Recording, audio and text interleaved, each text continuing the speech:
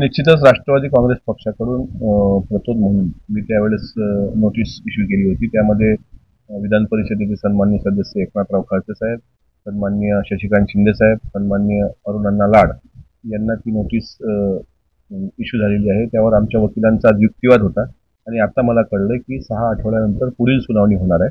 त्याच्यामुळे मी याचिका दाखल केली होती. त्यावर अजून कोणाचं उत्तर आलं नव्हतं. उत्तर फक्त खडसे साहेबांनी तिथं दिलं होतं, पण त्यावर सुद्धा आमच्या वकिलांनी रीतसर वाचून पुढची प्रोसेस केली आहे. एक जितेंद्र आव्हाडांचं एक ट्विट सुद्धा त्यांनी केलेलं अजित दादांच्या ट्विटवर गुन्हेगारांना वाचवण्याचं काम अजित पवार करतात असा आरोपही त्यांनी केला. असं आहे की 4 बोटं आपल्याकडे असणाऱ्या व्यक्तीने पतिव्रता असल्याचं आव्हानानं अनंत करमुसे प्रकरण अख्ख्या देशाला माहीत आहे.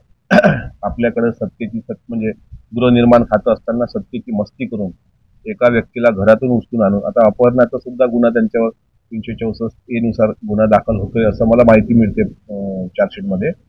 तर एखाद्या व्यक्तीला घरून उचलून आणणे, त्याला मारहाण करणे, अशा पद्धतीचं ज्या लोकांनी आजपर्यंत वर्तन केलं, आता मूळ आव्हाडांचं पोटछूळ काय आहे? कारण बारामती लोकसभेमध्ये मराठा समाज तिथं धनगर समाजाचं सुद्धा प्राबल्य आहे. दत्तात्रय मामा भरणे आमचे तिथे नेते आहेत, देवकाते नाना आमचे नेते आहेत.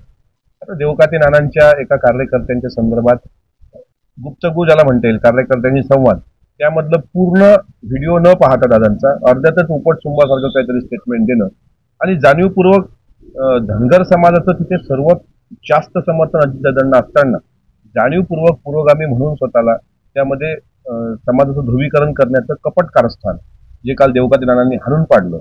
त्या जितेंद्र आव्हाडांना काही दुसरा व्यवसाय नाही. रात्री 9 नंतर ते शुद्धीवर नसतात आणि दिवसभर ट्विटरवर माझ्या विरुद्ध कोण लिहितं, मग करमुसेंनी लिहिलं का त्याला मारायचं. आणि अजितदादा भोळा बाबळा असं त्यांनी ट्विट केलं. कपटी तर नाही ना तुमच्यासारखं, तुमच्या मनात कपट आहे. दादा सकाळी 5 पासून सायंकाळी 11 वाजेपर्यंत रात्रीच्या कामात असतात. आव्हाडांसारखे रिकामे नाहीत. त्याच्यामुळे त्यांची कार्य करण्याची क्षमता मोठी आहे.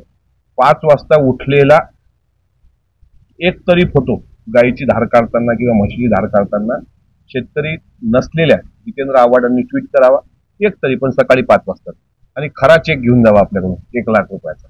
मागच्या वेळेस खोटा का लिहिला, तुतारी खोटी वाजली म्हणून खोटा लिहिला. आता यावेळेस गायीची धार काढून दाखवावी बसून आणि समोर शेतकरी आहोत हे सिद्ध करावं. शेतकरी कधी घाऱ्या निळ्या डोळ्याचा नसतो. शेतकरी कधी इतका गोरा चकचकीत नसतो. अजितदादा जन्माने कर्माने शेतकरीच आहेत, शेतकरी पुत्र आहेत. आणि बारामतीमध्ये दादा दूध विक्रीचा व्यवसाय करायचे हे बारामतीकरांना चांगल्या पद्धतीने माहीत आहे. आणि आज दादावर तोंडसूक घ्यायला मीडियामध्ये TRP भेटायला आव्हाड तसं वक्तव्य करत असतात. रात्री 9 नंतर केलेल्या स्टेटमेंटला काय अर्थ नाही.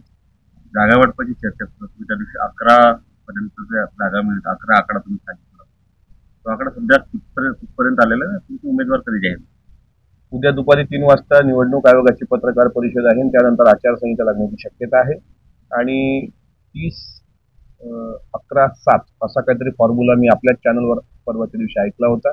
माननीय प्रांताध्यक्ष तटकरे साहेबांनी स्वतः याबाबत सांगितलं की 80% बोलणी पूर्ण झालेली आहे. आमचा 11 जागेवरचा दावा कायम आहे आणि जास्तीत जास्त जागा महायुतीमध्ये राष्ट्रवादी काँग्रेस पक्षाला मिळतील यावर आमचा विश्वास. ABP माझा, उघडा डोळे बघा नीट.